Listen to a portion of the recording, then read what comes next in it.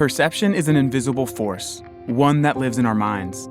But the effect of our perceptions are anything but invisible, since they determine what we think, say, and how we act.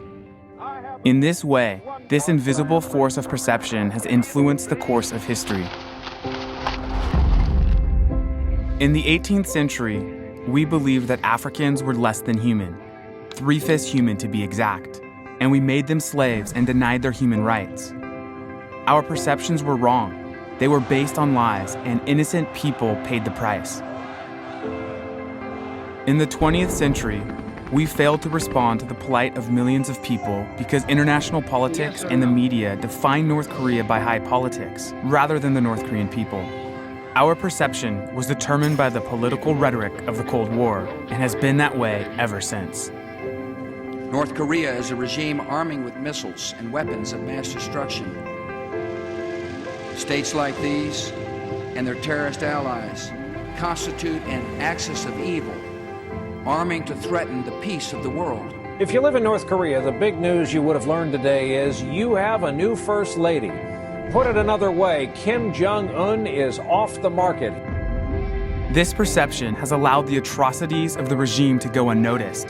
While we are talking about nuclear weapons and treating the Kim leadership as tabloid news, the North Korean people are starving, isolated, and denied fundamental human rights in a zero-tolerance system enforced by a network of political prison camps, reminiscent of Nazi concentration camps. The regime aims to isolate its people by trying to control all information going into and out of the country, and punishes anyone who attempts to learn about the outside world.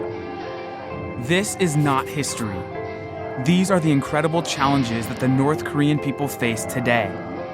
But the world has neglected this, instead allowing politics to define North Korea. In order to survive, the North Korean people have created illegal markets to provide themselves and others with food and goods that the government can no longer supply. These markets have undermined the power of the regime and are also serving as hubs for the spread of new information and technologies like DVDs and cell phones, which are modernizing and opening up North Korean society from below. Together, these people-driven events are spreading new ideas and creating new pressures for change, challenging the regime's ability to keep the people isolated. Shift is happening in North Korea.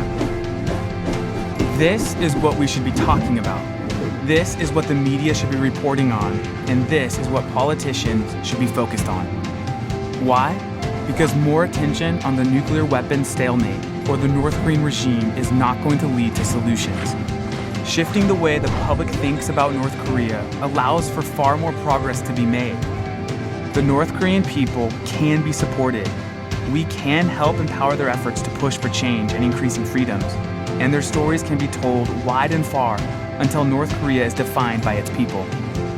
If we, in the outside world, shift our focus from the high politics to the people and come alongside them in their struggle, then liberty in North Korea will not be impossible. It will be inevitable.